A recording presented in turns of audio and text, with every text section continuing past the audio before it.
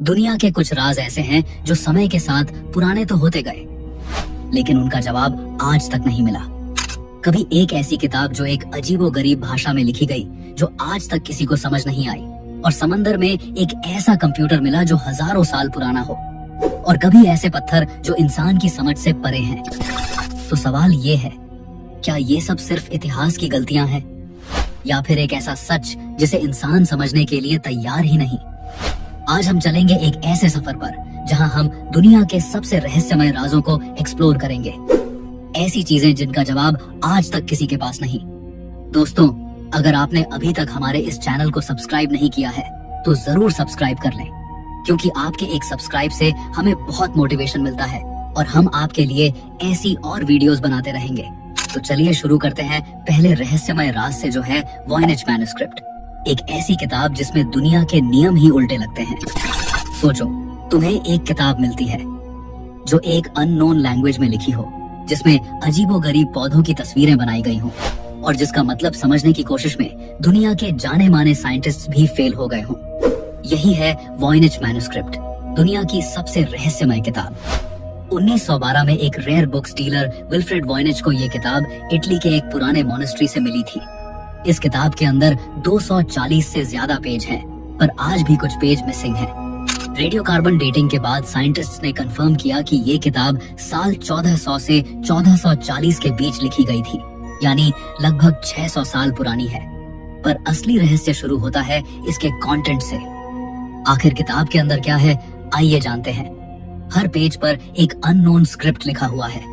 ये लैंग्वेज दुनिया के किसी भी कल्चर, किसी भी सिविलाइजेशन से मैच नहीं करती। इसमें ऐसे सिंबल्स और अल्फाबेट्स हैं जो इंसान ने कभी पहले नहीं देखे, और तस्वीरें कुछ अजीब और अनोखे पौधों की बनाई गई हैं, जो रियलिटी में कहीं मौजूद ही नहीं।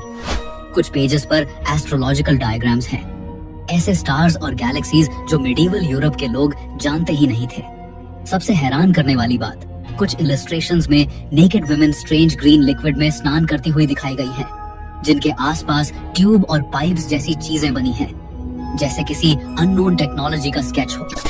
कुछ लोग मानते हैं कि ये किताब एक एलियन सिविलाइजेशन का मैसेज है जो हम समझ नहीं पा रहे, और कुछ लोग मानते हैं शायद ये एक ऐसी एंशिएंट सभ्यता का रिकॉर्ड है जो खत्म हो गई, और उसकी लैंग्वेज हमारे लिए हमेशा के लिए खो गई।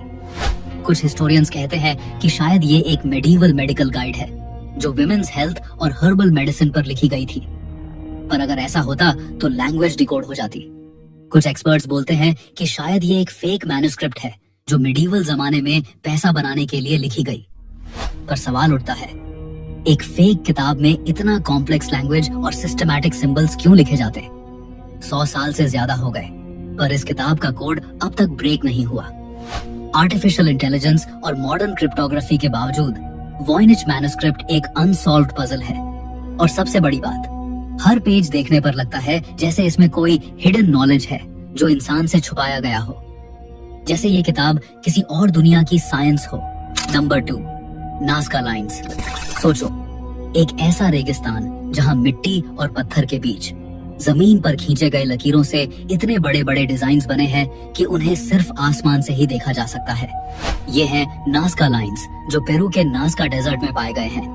जमीन पर चलने वाले इंसान को ये लाइंस बस रैंडम और अजीब सी खुदाई लगती हैं, लेकिन जब 1930 के आसपास पहली बार एयरप्लेन्स ने नाज़का के रेगिस्तान के ऊपर से उड़ान भरी, तो उन्होंने एक हैरतअंगेज खुलासा किया। वहां पूरे डेजर्ट में 300 से ज्यादा जियोमेट्रिकल शेप्स, एनिमल्स और मिस्टीरियस फिगर्स बने हुए थे। सोचो, किसी ने एक इंसान की शक्ल, एक मंकी, एक जायंट हमिंग बर्ड और एक स्पाइडर रेगिस्तान की जमीन पर खींच दिए, और वो भी इतने बड़े स्केल पर कि उन्हें सिर्फ आसमान से ही समझा जा सकता है। ये लाइंस नाज़का सिविलाइजेशन 200 BCE से 600 CEE के लोगों ने बनाई थी। रेगिस्तान की अपर लेयर एक तरह की रेडिश ब्राउन मिट्टी से भरी है। अगर इस लेयर को हटा दिया जाए तो नीचे से एक हल्का ग्रे व्हाइट सरफेस निकलता है। नाज़का के लोगों ने इसी सरफेस को एक्सपोज करके लाइंस बनाई। लेकिन सवाल ये है, इतने बड़े और परफेक्ट डिजाइन्स उन्होंने बनाए कैसे? उस टाइम कोई ड्रोन नहीं था, कोई एयरप्लेन नहीं था। जमीन पर खड़े होकर इंसान को कभी समझ ही नहीं आता कि पूरा डिजाइन क्या बन रहा है। कई स्कॉलर्स कहते हैं कि नाज़का लाइंस एक तरह का एस्ट्रोनॉमिकल कैलेंडर थी। ये फिगर्स स्टार्स, कॉन्स्टलेशंस और सोल्स्टिस के टाइम अलाइन होते हैं। मतलब शायद उनका रिलेशन आसमान के तारे और प्लैनेटरी साइकिल से था।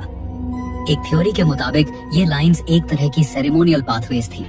मतलब लोग इन पर चलकर रिचुअल्स करते थे, शायद पानी के लिए प्रेयर्स, क्योंकि नाज़का एक बहुत सूखा एरिया है। सबसे पॉपुलर और थ्रिल वाली थ्योरी ये है कि ये लाइंस किसी एलियन सिविलाइजेशन के लिए बनाई गई थी, एक तरह के लैंडिंग मार्क्स, जिससे वो आसमान से आइडेंटिफाई कर सके, क्योंकि उस तरह की स्केल और परफेक्शन बनाना इंसान के लिए उस टाइम ऑलमोस्ट इम्पॉसिबल लगता था। कुछ एक्सपर्ट्स कहते हैं कि ये एक तरह का अंडरग्राउंड वाटर मैप था। नाज़का के लोग शायद दिखाना चाहते थे कि कौन से एरियाज के नीचे पानी अवेलेबल है। नाज़का लाइंस आज भी वैसे ही सेफ हैं जैसे 2000 साल पहले बनाए गए थे। रेगिस्तान का ड्राई क्लाइमेट और विंड्स की कमी की वजह से ये लकीरें कभी मिटती नहीं। यूनेस्को ने इन्हें वर्ल्ड हेरिटेज साइट डिक्लेयर किया, लेकिन मिस्ट्री अब तक वही की वही है।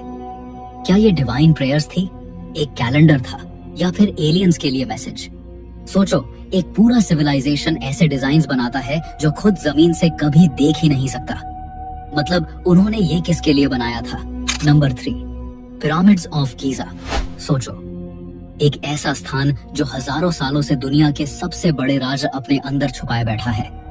गीजा के पिरामिड्स। ये पिरामिड्स सिर्फ एक मकबरा या आर्किटेक्चर का कमाल नहीं है, बल्कि एक अनसॉल्व्ड मिस्ट्री का समुद्र है।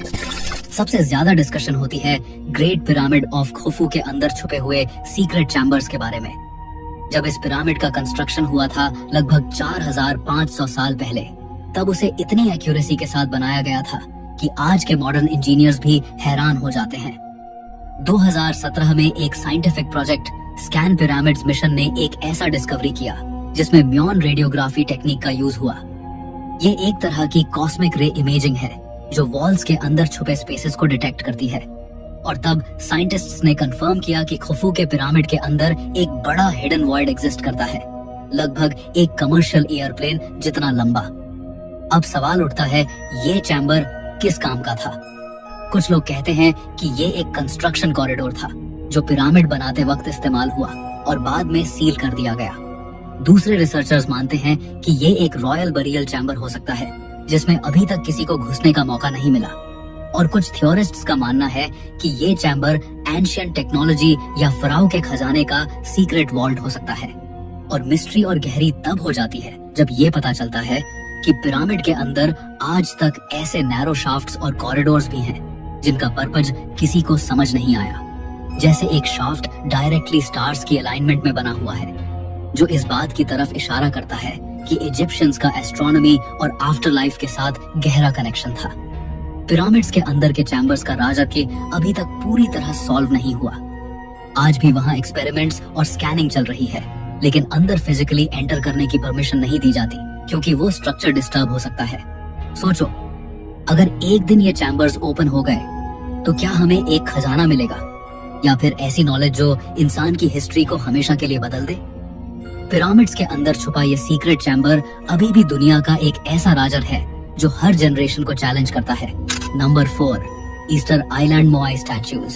पैसिफिक ओशन के बीच एक छोटा सा आइलैंड है ईस्टर आइलैंड, और यहीं खड़े हैं वो अजीब और बड़े बड़े मोआई स्टैच्यूज जिन्हें देखकर हर इंसान हैरान रह जाता है। वहां जमीन पर 13 फीट से लेकर 30 फीट तक के पत्थर के इंसान जैसे चेहरे खड़े हैं। कुछ का वेट 80 टन तक है, और ये सब स्टोन टूल से बनाए गए थे।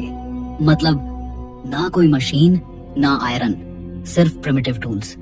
सबसे बड़ी दिक्कत ये है कि इतने बड़े पत्थर काटकर उन्हें माउंटेन के क्वेरी से लेकर किलोमीटरों दूर तक कैसे ले जाए गए। वहां के लोकल्स कहते हैं कि स्टैच्यूज चलकर अपने आप जगह तक गए। ये बात सुनने में अजीब लगती है, लेकिन इसी वजह से मोआई स्टैच्यूज और भी ज्यादा मिस्टीरियस हो जाते हैं। कुछ आर्कियोलॉजिस्ट्स कहते हैं कि शायद वो लोग रोप्स और वुडन लॉग से खींच कर लाए होंगे, लेकिन प्रैक्टिकल एक्सपेरिमेंट्स करने के बाद भी आज के मॉडर्न लोग इन्हें मूव करने में स्ट्रगल करते हैं। फिर एंशिएंट आइलैंडर्स ने ये कैसे किया होगा? दूसरा बड़ा सवाल है, ये स्टैच्यूज बने क्यों? कुछ लोग कहते हैं कि ये एंसेस्टर्स की स्पिरिचुअल गार्डियंस हैं जो आइलैंड की रक्षा करते हैं। दूसरे कहते हैं कि ये पावर और अथॉरिटी दिखाने का एक तरीका था, और कुछ थ्योरीज ये भी कहती हैं कि शायद ये एक लॉस्ट सिविलाइजेशन का हिस्सा थे जो एडवांस थी और अपने साथ अपना नॉलेज लेकर गई। और भी डरावनी बात यह है कि रिसर्चर्स कहते हैं इन स्टैच्यूज के नीचे पूरे बॉडीज भी हैं, सिर्फ हेड्स नहीं। जमीन के अंदर दबे हुए बड़े टॉर्सो पार्ट्स भी मिलते हैं जो बताते हैं कि स्टैच्यूज असल में इंसान के पूरे शरीर का रिप्रेजेंटेशन थे। मतलब सेंचुरीज तक लोग समझते रहे कि ये सिर्फ बड़े हेड्स हैं, लेकिन सच और भी गहरा निकला। रात के वक्त जब हवा तेज चलती है और समुद्र की लहरों की आवाज आती है, मोआई स्टैच्यूज एकदम जिंदा जैसे लगते हैं, जैसे वो अपनी आंखों से तुम्हें घूर रहे हों। Number 5, Bermuda triangle. Atlantic ocean के एक हिस्सों में एक ऐसा ट्रायंगुलर एरिया है जिसे बरमूडा ट्रायंगल या डेविल्स ट्रायंगल कहा जाता है। इसके 3 पॉइंट्स हैं, फ्लोरिडा, बरमूडा और प्यूर्टो रिको, और इन तीनों पॉइंट्स को मिला दो तो बनता है एक विशाल समुद्री त्रिकोण जिसमें कई जहाजों और हवाई जहाजों ने बिना किसी निशान के गायब होकर दुनिया को हमेशा हैरान कर दिया। सबसे ज्यादा मशहूर केस 1945 में हुआ था, flight 918। 5 American navy bombers training mission के लिए निकले थे। कम्युनिकेशन में उन्होंने बोला कि कंपास काम नहीं कर रहा, डायरेक्शन क्लियर नहीं हो रही।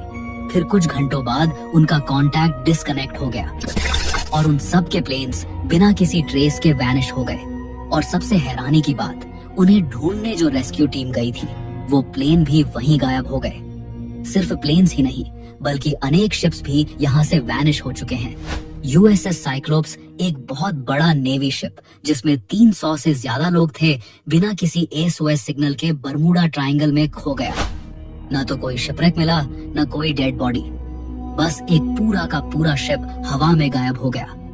कुछ साइंटिस्ट्स कहते हैं कि यहाँ के मैग्नेटिक फील्ड्स कंपास और नेविगेशन इंस्ट्रूमेंट्स को डिस्टर्ब कर देते हैं। Methane gas hydrates. Ocean floor के नीचे से मीथेन गैस निकलती है जो पानी का डेंसिटी चेंज कर देती है और शिप्स आसानी से डूब जाते हैं। कुछ थ्योरिस्ट्स मानते हैं कि यह एरिया एक एलियन बेस है जहां से वे इंसानों को अपने एक्सपेरिमेंट्स के लिए ले जाते हैं। एक और थ्योरी यह कहती है कि बरमूडा ट्रायंगल एक प्राचीन लॉस्ट सिटी अटलांटिस की एडवांस टेक्नोलॉजी के ऊपर है जो अभी भी एक्टिव है। हजारों इन्वेस्टिगेशंस के बाद भी बरमूडा ट्रायंगल का असली राज अभी तक खुला नहीं। कई एक्सपर्ट्स कहते हैं कि यह सब बस नेचुरल एक्सप्लेनेशंस हैं, लेकिन सच ये है जितने भी केस यहाँ रिपोर्ट हुए हैं उनका पूरा पूरा जवाब किसी के पास नहीं है। Number 6, shroud of Turin. दोस्तों, अब चलते हैं एक ऐसे राज की तरफ जो धर्म, साइंस और हिस्ट्री तीनों को हमेशा से कंफ्यूज करता आया है। ये राज है श्राउड ऑफ ट्यूरिन, एक पुराना कपड़ा जो दुनिया भर में सबसे ज्यादा डिबेट और रिसर्च का सब्जेक्ट बना हुआ है। सोचो, एक ऐसा कपड़ा जो इतना पुराना है कि उस पर एक आदमी की पूरी बॉडी का फेंट सा इमेज दिखाई देता है। ये कपड़ा इटली के ट्यूरिन शहर में रखा गया है और इसी वजह से इसे श्राउड ऑफ ट्यूरिन कहा जाता है। बहुत से लोग मानते हैं कि ये वही कपड़ा है जिसमें जीसस क्राइस्ट को उनकी डेथ के बाद लपेटा गया था। इस श्राउड पर एक लंबे दाढ़ी वाले आदमी की पूरी बॉडी की आउटलाइन नजर आती है, जैसे किसी ने फोटो खींचकर कपड़े पर छाप दी हो। उस इमेज में आदमी के चेहरे, हाथ, पैर और पीठ तक के निशान दिखते हैं। और सबसे हैरत की बात यह है कि उस आदमी के शरीर पर वही वुंड्स हैं जो बाइबल में जीसस के क्रूसिफिक्शन के वक्त बताए गए हैं। हाथों और पैरों पर कीलों के छेद, पीठ पर मार के निशान और सिर पर कांटों का ताज। साइंस ने इसको समझने की बहुत कोशिश की है। 1988 में कुछ साइंटिस्ट्स ने कार्बन डेटिंग टेस्ट किया और बोला कि श्राउड सिर्फ 700 साल पुराना है, मतलब जीसस के टाइम का नहीं हो सकता। लेकिन बाद में और रिसर्चर्स ने कहा कि श्राउड पर पॉल्यूशन, एग और रिपेयर्स की वजह से कार्बन डेटिंग सही रिजल्ट नहीं दे पाई। कुछ एक्सपर्ट्स तो कहते हैं कि कपड़े की फाइबर में एक ऐसी लाइट रेडिएशन हुई थी जो नॉर्मल दुनिया में पॉसिबल ही नहीं, जैसे एक सुपरनैचुरल फ्लैश ने इमेज को कपड़े पर प्रिंट कर दिया हो। आज तक कोई कंफर्म नहीं कर पाया कि श्राउड ऑफ ट्यूरिन असली है या एक मीडिवल जमाने का बनाया गया फेक रेलिक। लेकिन जब भी इसे देखा जाता है, लोग एक अजीब सी स्पिरिचुअलिटी और मिस्ट्री महसूस करते हैं। ये एक ऐसी चीज है जो साइंस और फेथ के बीच की एक बड़ी पजल बनी हुई है। दोस्तों जरा सोचिए, क्या ये सच में जीसस का श्राउड है जो उनके रेजरेक्शन का सबूत देता है, या फिर सिर्फ एक केयरफुली क्राफ्टेड इल्यूजन है जो ह्यूमन हिस्ट्री का सबसे बड़ा रिलीजियस मिस्ट्री बन गया। Number 7, Antikythera mechanism. समुद्र के गहरे पानियों में एक जहाज का कैला टूटा पड़ा है। वहां से एक ऐसा पुराना जंग लगा हुआ लोहे का टुकड़ा निकला जो पहले तो एक खराब धातु का टुकड़ा लगता था, लेकिन जब साइंटिस्ट्स ने उसे ध्यान से देखा तो उनकी सांसें रुक गईं। ये कोई आम धातु का टुकड़ा नहीं था, ये था एंटिकेथेरा मैकेनिज्म, एक ऐसा यंत्र जो अपने समय से हजारों साल आगे था। 1901 में ग्रीक डाइवर्स एक शिपरेक एक्सप्लोर कर रहे थे जो एंटिकेथेरा आइलैंड के पास डूब चुका था। वहां उन्हें गोल्ड, स्टैच्यूज और ऑर्नामेंट्स मिले, लेकिन सबसे बड़ी डिस्कवरी थी एक रस्टेड गियर मशीन। पहले आर्कियोलॉजिस्ट्स को लगा ये बस एक टूटा हुआ एस्ट्रोलॉजिकल इंस्ट्रूमेंट है, लेकिन जैसे जैसे रिसर्च हुई पता चला कि ये तो एक इनक्रेडिबल मशीन है जो 2000 साल पुरानी है। इसमें छोटे छोटे गियर्स, व्हील्स और डायल्स लगे हुए थे, बिल्कुल एक मॉडर्न क्लॉक की तरह। रिसर्च के बाद पता चला कि ये मैकेनिज्म सूरज, चांद और ग्रहों की गति कैलकुलेट कर सकता था, ग्रहण प्रेडिक्ट कर सकता था, यहाँ तक कि ओलंपिक गेम्स की डेट्स भी बताता था। सोचो, 2000 साल पहले एक मशीन जो आज के कंप्यूटर जैसा काम करती थी, कैसे बनाया होगा? ये सबसे बड़ी मिस्ट्री है। उस दौर 100 BCE में ऐसी टेक्नोलॉजी होने का कोई रिकॉर्ड नहीं है। मेटल गियर्स का इतना एडवांस डिजाइन बनाने के लिए प्रीसाइज टूल्स चाहिए होते हैं जो तब के लोगों के पास थे ही नहीं। कुछ एक्सपर्ट्स कहते हैं कि शायद लॉस्ट एंशिएंट सिविलाइजेशन या किसी अननोन जीनियस ने ये बनाया होगा। एक्सरे इमेजिंग और 3D स्कैन्स के बाद साइंटिस्ट्स ने कंफर्म किया है कि मैकेनिज्म में 37 गियर्स थे। ये एक तरह का एनालॉग कंप्यूटर था जो स्पेस और टाइम को कैलकुलेट करता था। लेकिन एक सवाल अभी भी जिंदा है, अगर 2000 साल पहले ये टेक्नोलॉजी एग्जिस्ट करती थी तो बाकी दुनिया को उसके बारे में कुछ पता क्यों नहीं चला, और फिर वो नॉलेज अचानक गायब कैसे हो गई? कुछ लोग मानते हैं कि एंटिकेथेरा मैकेनिज्म प्रूफ है कि एंशिएंट एलियंस ने ह्यूमंस को टेक्नोलॉजी दी थी। दूसरे कहते हैं कि ये अटलांटिस जैसी खोई हुई सिविलाइजेशन की एक छोड़ी हुई निशानी है। जो भी सच हो, एक बात तय है, एंटिकेथेरा मैकेनिज्म हमेशा एक ऐसी पहेली बनी रहेगी जो हमें बताती है कि हमारी हिस्ट्री उतनी सिंपल नहीं है जितनी हमें सिखाई गई है। दोस्तों, मिलते हैं अगली वीडियो में एक और रहस्यमय राज के साथ। आपने अभी तक हमारे इस चैनल को सब्सक्राइब नहीं किया है तो जरूर सब्सक्राइब कर लें।